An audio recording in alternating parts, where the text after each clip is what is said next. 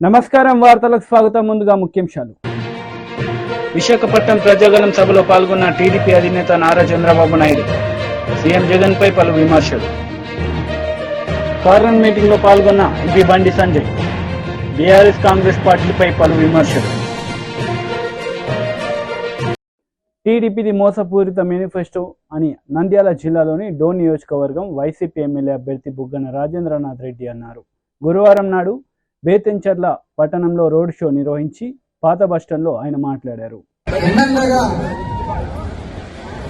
పోటీ చేయాలని చెప్పి ప్రయత్నం చేసినప్పుడు వివిధ ప్రాంతాల నుంచి వచ్చిన ఎట్లయితే భారతదేశానికి బ్రిటిష్ వాళ్ళు వచ్చి ఇక్కడ పాలన చేసినారో వివిధ ప్రాంతాల నుంచి వచ్చిన వాళ్ళందరూ కూడా హేళన చేసినారు. ఈ విధంగా రాజకీయాలు చేస్తారా? అంచెలంచెలుగా అక్కడి నుంచి 2014 ఎన్నికలు, 2019 ఎన్నికలు, ఈరోజు 2024 ఎన్నికలకు వచ్చేటప్పటికి బేతంచెర్ల అనేది, డోన్ అనేది ఆంధ్ర రాష్ట్ర చిత్రపటంలో ఉండాలి. ఎన్నికలు ఆధారపడి ఉంటుందో ఆ ప్రణాళికలో, ఆ కూటమిలో పెద్ద పార్టీ అయిన బీజేపీ ప్రతినిధి ప్రధానమంత్రి గారి ఫోటో లేదు. ఎందుకు అని అడిగితే వద్దన్నాడు.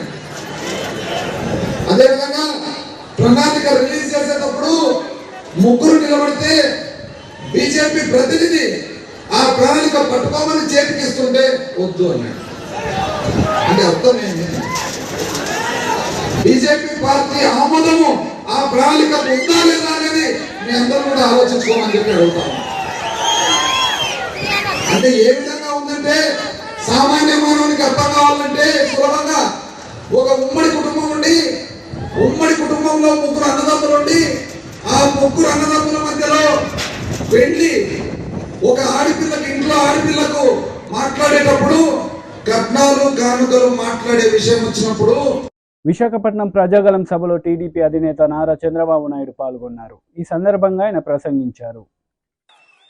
ఉద్యోగాలు ఇవ్వడానికి ముఖ్యమంత్రి కావాలి, రోడ్లు వేయడానికి ముఖ్యమంత్రి కావాలి, వ్యవసాయ రంగాన్ని అభివృద్ధి చేయడానికి ముఖ్యమంత్రి కావాలి, కరెంటు కొరతలు లేకుండా కరెంట్ ఇవ్వడానికి ముఖ్యమంత్రి కావాలి, లా అండ్ ఆర్డర్ మెయింటైన్ చేయడానికి ముఖ్యమంత్రి కావాలి. అవునా కాదా అని అడుగుతున్నా మిమ్మల్ని. మాట్లాడితే నేను బటన్ నొక్కుతున్నా. ఏంటి నువ్వు నొక్కేది? నువ్వు బొక్కింది ఎంత? తమిళలో ఋషికొండ, బోడిగుండ అయిపోయిందా లేదా? అంటే ఒక మనిషి యొక్క విలాసవంతమైన జీవితానికి ప్యాలెస్ల కోసం అలవాటు పడిన వ్యక్తి హైదరాబాద్ లో లోటస్ ప్యాలెస్, బెంగళూరులో ప్యాలెస్, కడపలో ప్యాలెస్, విజయవాడలో ప్యాలెస్, తాడేపల్లి ప్యాలెస్, ఊరికి ఒక 100 రూములు కట్టేసి కడాన విశాఖపట్నంలో రిషికొండ ఒక పవిత్రమైన కొండ. అవునా కాదా అని మిమ్మల్ని అడుగుతున్నా. అక్కడ 500 కోట్ల రూపాయలు ఖర్చు పెట్టి ప్యాలెస్ కట్టాడు. చూశారా ప్యాలెస్? ఎవరు రానిచ్చారా ఆ ప్రాంతానికి? నేను వస్తే నేను కూడా బాగూడదంట. వీళ్ళబ్బ సొమ్ము విశాఖ. పవన్ కళ్యాణ్ వస్తే ఆయన పోకూడదంట. నేను అడుగుతున్నా మిమ్మల్ని అందరినీ, అంటే ఎంత అహంకారమో మీరు ఒక్కసారి ఆలోచించండి. ఏం పేరు పెడతాడు? అది గెస్ట్ హౌస్ అంట, tourism guest house. Tourism guest house కి 500 కోట్ల రూపాయలు ఖర్చు పెట్టి ఒక రూమ్ ఇవ్వాలంటే 1 కోటి రూపాయలు అవుతుంది. ఇప్పుడు ఎవడైనా 1 కోటి రూపాయలు ఇచ్చి ఆ రూమ్ లో ఉంటారా తమ్ముళ్ళు అని మిమ్మల్ని అడుగుతున్నా. అంటే మీకేమి కోపం రావడంలా? రాలేదు, ఇంకా రోషం రాలేదు. కొంత భయం కూడా ఉంది. ఇంక భయపడక్కర్లా, అయిపోయింది, కాలం చెల్లిపోయింది. కానీ మీరు చేయాల్సిన పని ఒకటి ఉంది, పవిత్రమైన కర్తవ్యం ఒకటి ఉంది. మా చెల్లెమ్మ చెప్తా ఉంది ఎస్ సైకిల్ ని కమలం పూని గ్లాసును కూడా గెలిపించాలి. 3 ఉన్నాయి ఇక్కడ. మామూలుగా గెలిపించడం కాదు, దిమ్మ తిరగాలి, గోబ గుయ్యమనాలి, తిరిగి జీవితంలో కోలుకోని దెబ్బ కొట్టాలి. లేకపోతే ఏంటి కొండలు కొట్టేస్తారు, ఆనకొండల మేరకు కొండలే కరిగిచ్చేస్తారు, మాట్లాడితే ఎదురుదాడి చేస్తారు, అబద్దాలు చెప్తానే ఉంటారు. ఈ రోజు కూడా మాట్లాడుతున్నాడు, ఏదో రంగులు కొట్టా అంట, రంగులు పిచ్చోడు స్కూల్కి. ఏం తమ్ముళ్ళు రంగులు కొడితే చదువు వచ్చేస్తుందా అని మిమ్మల్ని అడుగుతున్నా, టీచర్లు నియమించాడా అని మిమ్మల్ని అడుగుతున్నా. ఇంగ్లీష్ నేర్పిస్తాడంట, ఇంగ్లీష్ ఎవడికి తెలియనట్టు. మీరు ఒకసారి చూడండి, ఇసుక దొరుకుతా ఉందా మీకు? మొత్తం ఇసుక దోచేశాడు, భూగర్భ ఖనిజ సంపద దోచేశాడు. ఇక్కడ నేను అడుగుతున్నా, ఇక్కడ స్థానికంగా ఉండేవాళ్ళు ఎవరన్నా పెత్తనం ఉందా తమ్ముళ్ళు అని మిమ్మల్ని అడుగుతున్నా. ఎవరు? విజయసాయి రెడ్డి. అతని పెత్తనం ఏంటి ఇక్కడ? అతను ఇప్పుడు ట్రాన్స్ఫర్ అయ్యాడు. డిప్యూటీ సీఎం బట్టి విక్రమార్క రోడ్ షో నిర్వహించారు. ఈ సందర్భంగా పలు అంశాలపై ఆయన ప్రసంగించారు. పంపిస్తే మీ ఇచ్చినటువంటి శక్తితో బలంతో ఎరుపాల మండలం హెడ్ క్వార్టర్ లో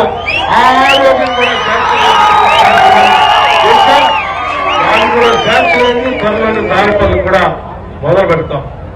అట్లాగే ఎరుపాల మండలానికి సంబంధించి ఇక్కడ చదువుకుంటున్నటువంటి విద్యార్థులు చాలా పెద్ద ఎత్తున ఉన్నటువంటి పరిస్థితిని గమనించి ఈ ప్రాంతంలోనే ఇక్కడే స్థానికంగా ఒక 20-25 ఎకరాల్లో ఒక ఇంటిగ్రేటెడ్ స్కూల్ కూడా కట్టించి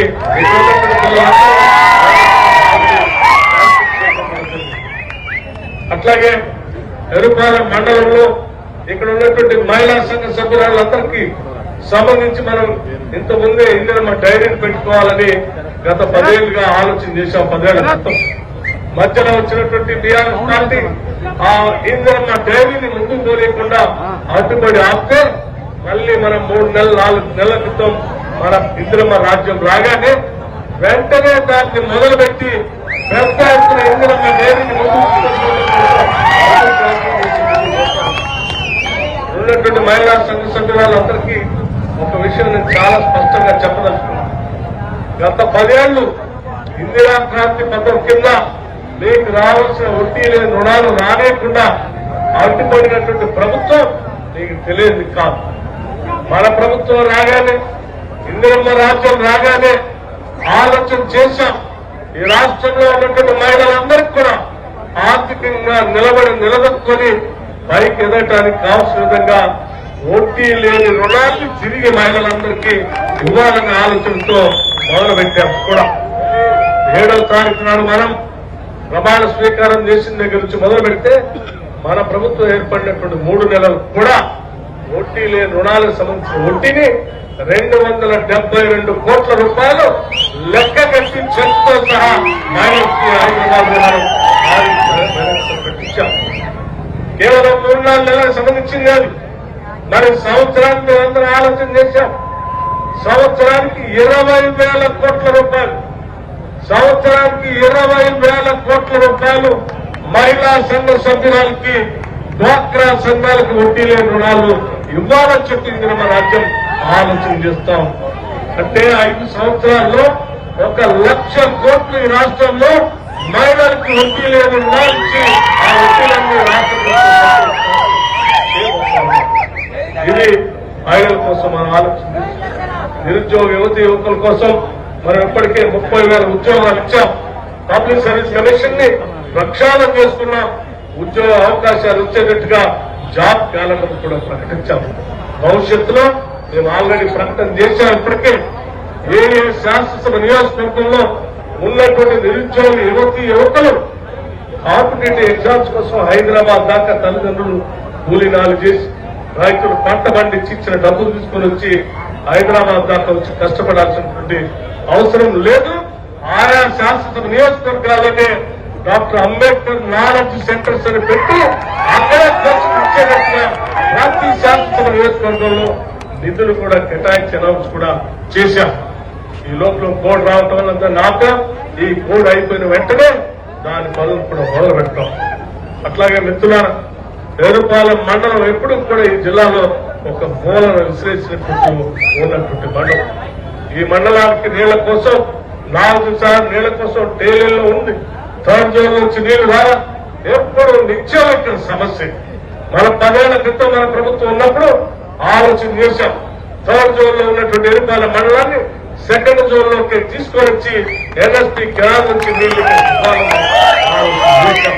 కరెక్ట్ గా మనం సర్వే చేసి శాంక్షన్ చేసే సమయంలో రాష్ట్ర విభజన జరగటం, టీఆర్ఎస్ పార్టీ రావటం, దాన్ని మూలలేయటం జరిగింది. మన ప్రభుత్వం అధికారం వచ్చినటువంటి 3 నెలల్లోనే, ఈ కేవలం 3 నెలల్లోనే ఆ ఫైలింగ్ తీసి బయటికి తీసి ఆ థర్డ్ జోన్ లో ఉన్నటువంటి ఎరుపాల మండలాన్ని 2వ జోన్ లో వచ్చేటట్టుగా దానికి కావాల్సినటువంటి జీవో ఇచ్చి వాళ్ళు కూడా మొదలు పెడతాం. ఎరుపాల మండలానికి 2వ జోన్ నుంచే మనకి నీళ్లు వచ్చేటట్టు కార్యక్రమాలు కూడా చేయబోతున్నామని కూడా మీ అందరికీ సవినయంగా మనం చేస్తూ, ఇంకా చేయాల్సింది, చేసుకోవాల్సింది, ఎరుపాల మండలం కోసం ఆలోచన చేయాల్సింది ఇంకా పెద్ద ఎత్తున చాలా కార్యక్రమాలు ఉన్నాయి. తప్పనిసరిగా రాబోయే 5 ఏళ్లలో ఈ మండలానికి ఒక సువర్ణ అక్షరాలతో లెక్కించదగేటట్టుగా ఈ మండలాన్ని అభివృద్ధి చేస్తామని చెప్పి మీ అందరికీ మాటిస్తూ, ఎన్నికల్లో రేపు జరిగే సాధారణ ఎన్నికల్లో మరి మన అసలే ఇది పంచుకోవటం, తగ్గట్టు ఈరోజు సిపిఐ కూడా మనకు మద్దతు ఇస్తూ ఉంటాం. వారితో పాటు వైఎస్ఆర్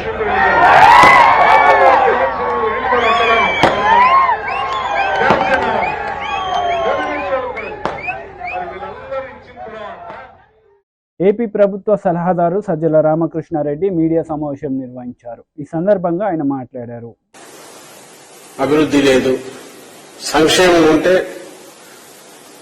అప్పులు చేసి రాష్ట్రాన్ని ముంచేసినారు. ఒక్కోసారి అది ఏమీ లేదంటారు, లేదా సంక్షేమం కోసం రాష్ట్రాన్ని అప్పుల పాలు చేశారు. ఇంకోసారి చంద్రబాబు నాయుడు గాని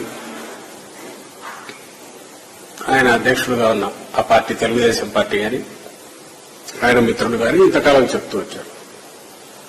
సో దాని కల్మినేషన్ పరాకాష్ట ఎన్నికల ప్రచారం అయిపోయింది. మా వైపు నుంచి మా నాయకుడు జగన్మోహన్ రెడ్డి గారు గత 2 నెలలుగా దాదాపు రాష్ట్రమంతా పర్యటిస్తూ ఏం చేశారు చెప్తూ, మీకు మంచి జరిగి ఉంటేనే, జరిగిందని భావిస్తేనే మళ్లీ మీ దీవెనలు ఇవ్వండి అని ఆయన అడుగుతున్నారు. అటువైపు వాళ్ళు విడివిడిగా మొదలుపెట్టి ఇద్దరు ఒకటై మళ్లీ ముగ్గురు ఒకటై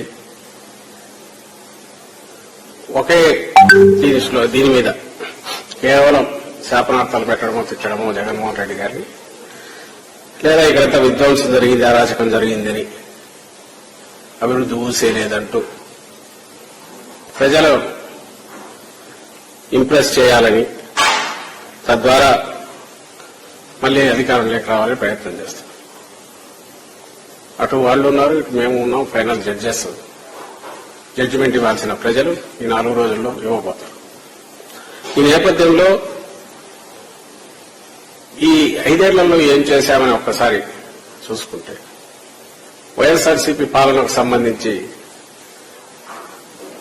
వాళ్ళు పాయింట్అవుట్ చేయడమే అట్నుంచి చాలా మంది అమాయకంగా కానీ, ఆలోచన పట్ల కూడా, లేదా ఈ ప్రచారం నమ్మడం ద్వారా కానీ దుష్ప్రచారం ఏదైతే జరుగుతుంది, రాష్ట్రంలో అభివృద్ధి అనేది లేనే లేదు. ఎలాంటి అభివృద్ధి లేకుండా కేవలం సంక్షేమం మీదే జగన్మోహన్ రెడ్డి గారు దృష్టి పెట్టినందువల్ల రాష్ట్రం నడక కుంటుబడింది అని కూడా భావించే వాళ్ళు కూడా ఉన్నారు. అలాంటి వాళ్ళందరికీ చెప్తూనే ఉన్నా, ఎన్నిసార్లు చెప్పినా, ఎక్స్ప్లెయిన్ చేసినా, చూపించినా, ఈవెన్ బయట నుంచి వచ్చిన మీడియా వాళ్ళు కానీ వాళ్ళు కూడా అదే దృష్టితో అడుగుతుంటారు. మా పార్టీ వాళ్ళు కానీ మేము కానీ చెప్తూనే ఉన్నాం, ఇప్పుడు జరుగుతున్నది డెవలప్మెంట్ కాకుండా ఎట్లా పోతుందని. దాని మీద అయినా సరే ఆ వర్షన్ సరిగా ఇది లేకపోవడము, లేక అప్పటికే ఒక ఒపీనియన్ వచ్చినందువలన దాని గురించి పూర్తిగా అవగాహన లేమి కనపడుతుంది. ఇప్పుడు రాష్ట్రంలో కొన్ని సెక్షన్స్ లో డెవలప్మెంట్ అంటే ఏదో 2 బిల్డింగ్లో ఒక 2 బిల్డింగ్లో కాదు, ఎంటైర్ రాష్ట్రం ఒక బూస్టర్ డోస్ ఇచ్చినట్టుగా ఏ రకంగా అభివృద్ధి పదాన పోతోంది అన్నప్పుడు అభివృద్ధి నిర్వచనం ఏది, ఇవి అకాడమిక్ డిస్కషన్లు కూడా జరుగుతుంటాయి. కానీ నేను వాటి జోలికి పోదలుచుకోలేదు. మన జీవితాల్లో మార్పు వచ్చిందా లేదా, ఆ మార్పు మన కాళ్ల మీద మనం నిలబడేట్టు చేస్తుందా లేదా, ఇది కాక ఇంకా రియల్ డెవలప్మెంట్ వీళ్ళు అనుకుంటున్న డెవలప్మెంట్ కూడా జరుగుతుందా. కార్నర్ మీటింగ్ లో ఎంపీ బండి సంజయ్ పాల్గొన్నారు. ఈ సందర్భంగా పలు అంశాలపై ఆయన మాట్లాడారు. సమర్థించే వాళ్ళు ఎవరైనా కూడా, రాముని గుడి కావాలనుకున్నవారు ఎవరైనా కూడా ఇలా ఏ పార్టీకి ఓటేయాలో ఒక్కసారి ఆలోచించండి. మీకు భారతీయ జనతా పార్టీ కావాలన్నా, లేకుంటే రాముని వ్యతిరేకించే కాంగ్రెస్ బీఆర్ఎస్ కావాలన్నా ఒక్కసారి మీరు ఆలోచించాల్సిందిగా మీ అందరికీ విజ్ఞప్తి చేస్తున్నా. ఇలా దయచేసి 13వ తారీఖు ఎన్నికలు. ఎప్పుడు ఎన్నికలు? ఎప్పుడన్నా ఈ నెల 13 వచ్చే నెల 13 కాదన్నా. మీరు పోయి ఓటు వేస్తారాయరా? ఆ రోజు ఎండ కొడుతుంది, ఓటు వేస్తారాయరా? ఆ రోజు వర్షం పడుతుంది, ఓటు వేస్తారాయరా? పక్కా వేస్తారు కదా. పొద్దున్న పోయి ఓటు వేయాలక. ఓటు వేయకుండా తప్పు చేసాడు, ఓటు వేయకుండా తప్పు చేసాడు. అవునా కాదా? పొద్దున్న పోయి పెళ్లి పోతారు అప్పుడప్పుడు మంచిగా తయారై పోయి మన సీరియల్ నెంబర్ ఎంత, సైకిల్ బట్టి ఎంత, బ్యాలెట్ లో ఈవీఎం లో నెంబర్ 1 గెలిచేది మనమే కదా. పక్క డౌట్ ఏం లేదు కదా. కాంగ్రెస్ వాళ్ళకే డౌట్ లేదా, బీఆర్ఎస్ వాళ్ళకే డౌట్ లేదా, మనకెందుకుంటుంది కదా డౌట్. అవునా కదా? పువ్వు గుర్తు ఏ గుర్తు అన్నది, ఏ గుర్తు? నరేంద్ర మోడీ గారు ప్రధానమంత్రి కావాలన్నా వద్దా? ఒక్కసారి కళ్ళు మూసుకొని ఆలోచించారన్నా. నరేంద్ర మోడీ గారు ప్రధానమంత్రి కాకుంటే బతుకుతాం మనం? బతుకుతావా? ఇలా రాష్ట్ర ముఖ్యమంత్రి ఇప్పుడు అబ్బో జగమండి నరేంద్ర మోడీ లేకుంటే దేశం పాకిస్తాన్ వాడు కొట్టుకపోతాడు, బంగ్లాదేశ్ వాడు కొట్టుకపోతాడు, చైనా వాడు కొట్టుకపోతాడు. నరేంద్ర మోడీ లేకుంటే ఈ దేశం ఉండదు. నరేంద్ర మోడీ లేకుంటే ఈ దేశంలో పేదోళ్ళు బతకరు, మనం బతకం. కాబట్టి ఇవి దేశానికి సంబంధించిన ఎన్నికలు. మన ప్రధానమంత్రి అభ్యర్థి ఎవరు? మరి ఎవరు నుంచి ఓటేస్తున్నాం మనం? ఎవరు నుంచి ఓటేస్తున్నాం? దేశ ప్రధాని నుంచి ఓటేస్తున్నామా లేదా? మరి మన ప్రధానమంత్రి అభ్యర్థమో నరేంద్ర మోడీ? మరి కాంగ్రెస్ పార్టీ ప్రధానమంత్రి అభ్యర్థి ఎవరే? మరి ఎవరు కోటేయాలి? ఇప్పుడు నేనేమంటున్నానంటే, అరే మా నరేంద్ర మోడీ దేశాన్ని రక్షిస్తాడు, దేశాన్ని అభివృద్ధి చేస్తాడు, ఈ దేశంలో పేదల గురించి ఆలోచిస్తాడు, అందుకే మా నరేంద్ర మోడీకి ఓటేయాలని మేమంటున్నాం. మరి కాంగ్రెస్ వాళ్ళ దానిలో దేశాన్ని కాపాడే నాయకులు లేరు, దేశాన్ని అభివృద్ధి చేసే నాయకులు లేరు, దేశంలో పేదల గురించి ఆలోచించే నాయకుడే లేడు. మరి ఆ పార్టీకి ఎట్లా ఓట్లేస్తామో ఒక్కసారి ఆలోచించండి. అరే దేశ ప్రధాని నిర్ణయించే ఎన్నికల్లో ప్రధానమంత్రి అభ్యర్థి మీకు లేకుంటే ఎవరు ఒకరు చూసి ఓటేయమంటారో కాంగ్రెస్ పార్టీ నాయకులు చెప్పాలి. కాబట్టి దయచేసి ఆలోచించండి. ఇలా 3 అభ్యర్థులను పోటీ చేస్తున్నాం. ఏ అభ్యర్థి ఇలా మీకోసం కొట్లాడతాడు, భవిష్యత్తులో కూడా మీకోసం కొట్లాడతాడు, లాఠీ దెబ్బలు తినడానికి సిద్ధమవుతాడు, కేసులు భరించడానికి సిద్ధమవుతాడు, జైలుకు పోవడానికి సిద్ధమవుతాడు. ఇలా ఢిల్లీ నుంచి నిధులు మళ్ళా తీసుకొస్తాడు. ఢిల్లీలో బీజేపీ ప్రభుత్వం ఏర్పడితే ఇంకా ఎక్కువ నిధులు తీసుకొస్తాడో ఒక్కసారి ఆలోచించండి. కాంగ్రెస్ పార్టీకి ఓటేస్తే ఢిల్లీలో ప్రభుత్వం రాదు, అది గల్లీలో ఉండదు. ఈ గల్లీలో ఉంది కాబట్టి ఢిల్లీలో లేదు. ఇలా బీఆర్ఎస్ పార్టీ నా ఘర్కా నా ఘాట్కా ఇక్కడ లేదు, అక్కడ లేదు. కాబట్టి ఢిల్లీలో ఏర్పడబోయే నరేంద్ర మోడీ ప్రభుత్వానికి మీరు ఓటేయాలంటే, నరేంద్ర మోడీ గారిని ప్రధానమంత్రి చేయాలంటే మీరు నాకు ఓటేస్తే నేను పోయి నరేంద్ర మోడీ గారికి ఓటేస్తా. కాంగ్రెస్ పార్టీకి ఓటేస్తే అది పోయి మూసినలో పడ్డట్టే. ఇక బీఆర్ఎస్ పార్టీకి ఎట్లా ఓటేయరు. కాబట్టి దయచేసి ఆలోచించండి. అలా మీ అమూల్యమైన ఓటును ఇలా బండి సంజయ్ నరేంద్ర మోడీ గారి కమలం పువ్వు గుర్తు సీరియల్ నెంబర్ 1 మీద ఓటేసి మీరందరూ గెలిపించాల్సిందిగా. ఇక్కడ ఉన్న ఓట్లే సరిపోవన్నా, ఇక్కడ ఉన్న ఓట్లే సరిపోవు. ఇలా మీతో పాటు మీ కుటుంబ సభ్యుల ఓట్లు, మీ బంధుమిత్రుల ఓట్లని దయచేసి ఏం చెప్పే ప్రయత్నం చేయండి. ఉస్నాబాద్ లో బీజేపీ దమ్మెంద చూపట్టాల కార్యకర్తలు ఇలా ఉస్నాబాద్ ప్రజలు 6 గ్యారెంటీలు అమలు చేయకుంటే బిడ్డ నీకు ఏ విధంగా గుణపాఠం కాంగ్రెస్ పార్టీలో చెప్పాలో గుణపాఠం చెప్పడానికి మీ 6 గ్యారెంటీల్లో మోసం చేసిన వ్యక్తులకు గుణపాఠం చెప్పాలంటే 13వ తారీఖు జరిగే ఎన్నికల్లో పువ్వు గుర్తు మీద మండలి మాజీ చైర్మన్ ఎంపీ షరీఫ్ మీడియా సమావేశం నిర్వహించారు. ఈ సందర్భంగా పలు అంశాలపై ఆయన మాట్లాడారు. లొంగి మసీదు కమిటీ వారు మరి డైరెక్ట్గా బహిరంగంగా నమాజ్ సమయంలో, మరి ముఖ్యంగా శుక్రవారం పూట నమాజ్ సమయంలో వైఎస్ఆర్సీపీకి ఓటేయమని అడుగుతున్నారు, చెబుతున్నారు అనే విషయం మా దృష్టికి వచ్చింది. దీన్ని మేము తీవ్రంగా అభ్యంతకరాన్ని వ్యక్తం చేస్తున్నాం. రాజకీయ విషయాలు మరి ఈనాడు మసీదులో మాట్లాడకూడదు. ఏదైనా దేశంలో ఉన్న రాష్ట్రంలో ఉన్న పరిస్థితుల మీద పరోక్షంగా మాట్లాడే అవకాశాలు ఉన్నాయి కానీ అది తప్పులేదు. కానీ ఈనాడు నేరుగా ఒక పార్టీని కొమ్ము కాస్తూ వైఎస్ఆర్సీపీకి ఓటేయమని ఈరోజు మరి ముస్లిం సమాజాన్ని మసీదులో కోరటం అనేది ఇది ఎలక్షన్ కమిషన్ నిబంధనలకు కూడా విరుద్ధం అనే విషయాన్ని ఈ సందర్భంగా మీరు గమనించాలి. ఒకరిపై ఉన్న కోపాన్ని మరొకరిపై చూపటం సరికాదు. ఈనాడు తెలుగుదేశం పార్టీ ఒక లౌకిక పార్టీ, మత సామరస్యాన్ని కాపాడిన పార్టీ, ముస్లింల సంక్షేమానికి కట్టుబడి ఉన్న పార్టీ అని ఈ సందర్భంగా మనం చేస్తున్నా. ముఖ్యంగా ఈనాడు తెలుగుదేశం పార్టీకి ఓటేస్తే బీజేపీకి ఓటేసినట్లుగా ప్రచారం చేస్తున్నారు. 4% రిజర్వేషన్ రద్దు అవుతుందని అసత్య ప్రచారాలు చేస్తున్నారు. ఒకసారి ముస్లిం సోదరులు గమనించాలి, ఈ 4% రిజర్వేషన్ అనేది రాష్ట్రానికి సంబంధించిన అంశం. అది కాకుండా ఈనాడు సుప్రీం కోర్టు పరిధిలో ఉన్న ఈ మ్యాటరు, ఈ సబ్జెక్టు ఎవరు కూడా దీనిలో కలగజేసుకోలేరు. సుప్రీంకోర్టు తీర్పు వచ్చేంత వరకు దీని మీద ఎవరు కూడా చర్యలు తీసుకునే అవకాశం ఉండదు, రద్దు చేసే సమస్య ఉండదు. అందుకనే చంద్రబాబు నాయుడు గారు సుప్రీంకోర్టులో కూడా వాదనలు బలంగా వినిపించాలనే ఉద్దేశంతో ఆనాడు 2 మరి రాజ్యాంగ నిపుణులైన లాయర్లను పెట్టి ఒకవేళ వాదనలు వస్తే విచారణకు వస్తే వాదనలు వినిపించడానికి 2 లాయర్లను పెట్టి 5 కోట్ల రూపాయలు కేటాయించిన విషయాన్ని కూడా ఈ సందర్భంగా మీరు గమనించాలి.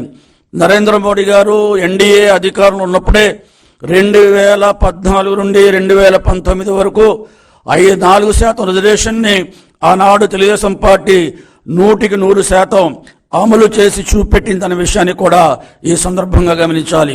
ఈనాడు చంద్రబాబు నాయుడు గారు ప్రతి సభలో, ఎన్నికల ప్రచార సభలో చెబుతున్నారు 4% రిజర్వేషన్ యథాతథంగా ఉంటుంది, దాన్ని రద్దు చేసే సమస్య లేదు, దాన్ని అవసరమైతే చట్టబద్ధత కల్పించడానికి సుప్రీంకోర్టులో కూడా తీర్పు సానుకూలంగా రావడానికి నేను ప్రయత్నం చేస్తానని ఈనాడు బహిరంగ చెబుతున్నా. ఇంకా ఈ 4% రిజర్వేషన్ రద్దు చేస్తారనే అపోహలో ఈనాడు ఉన్న విషయాన్ని ఈరోజు ముస్లిం సమాజం ఆ విషయాన్ని మరిచిపోవాలి. తెలుగుదేశం పార్టీ రద్దు చేయబోదనే విషయాన్ని ఈ సందర్భంగా మీకు మనవి చేస్తున్నా. ఈనాడు 5 సంవత్సరాలుగా బీజేపీతో ఎన్డీఏతో అంటకాకిన జగన్మోహన్ రెడ్డి గారు తన కేసుల్లో ఎక్కడ అరెస్టు చేస్తారో అనే భయంతో ఈ రాష్ట్ర అవసరాలని పూర్తిగా ఎన్డీఏకి తాకట్టు పెట్టి ఈరోజు జగన్మోహన్ రెడ్డి గారు మరి ఎన్డీఏకి తొత్తుగా మారిన విషయం అందరికీ తెలిసిందనే విషయాన్ని ఈ సందర్భంగా మనం చేస్తున్నా. కశ్మీర్కు సంబంధించిన 370 ఆర్టికల్ రద్దు విషయంలో కానీ, త్రిపుల్ తలాఖ్ మరి చట్టాన్ని చేసే విషయంలో కానీ, సిఏఏ చట్టం చేసేటప్పుడు మరి ఈ జగన్మోహన్ రెడ్డి గారికి సంబంధించిన 22 మంది పార్లమెంట్ సభ్యులు లోక్సభలో, 8 మంది రాజ్యసభ సభ్యులు బలపరిచిన విషయాన్ని ముస్లిం సమాజం మర్చిపోద్దని ఈ సందర్భంగా మనవి చేస్తున్నాం.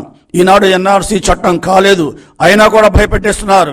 ఈరోజు తెలుగుదేశం పార్టీని మీరు గనక ఎన్నుకుంటే రేపు ఎన్ఆర్సీ అమలు చేస్తారంటున్నారు. ఎన్ఆర్సీ చట్టం అసలు పార్లమెంట్లో మరి అమలే పార్లమెంట్లో ప్రవేశపెట్టలేదు, అది చట్టం కాలేదు.